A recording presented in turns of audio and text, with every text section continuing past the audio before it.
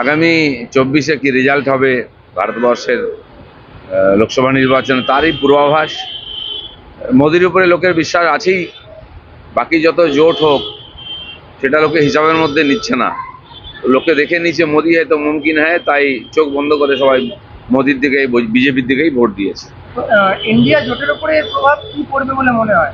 জোট কি আদৌ আছে? ইন্ডিয়া জোট কোথায়? পশ্চিমবাংলায় আছে, দেখেছেন আপনারা? সারা ভারতবর্ষে 2-3বার চা খেয়েছে ওরা, এরপরে আর কিছু হয়নি। এখন পরস্পরকে গালাগালি দিতে, দোষারোপ করতেই ব্যস্ত। এই যে 5টা রাজ্যে নির্বাচন হলো, সেখানে ইন্ডিয়া জোট কোথায় আছে? কংগ্রেস এক জায়গায় টিম করে জ্বলছে, বাকি সব জায়গায় সাপ।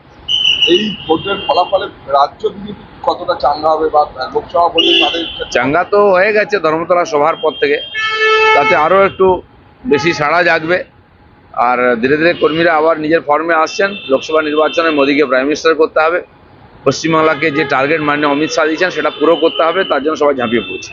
অভিষেক ব্যানার্জি উত্তরবঙ্গ সফর শুরু হচ্ছে আবার, কি বলবেন? করে নিন, দেখে নিন পার্টির কি অবস্থা আছে। বিজেপি আছে সব জায়গায়।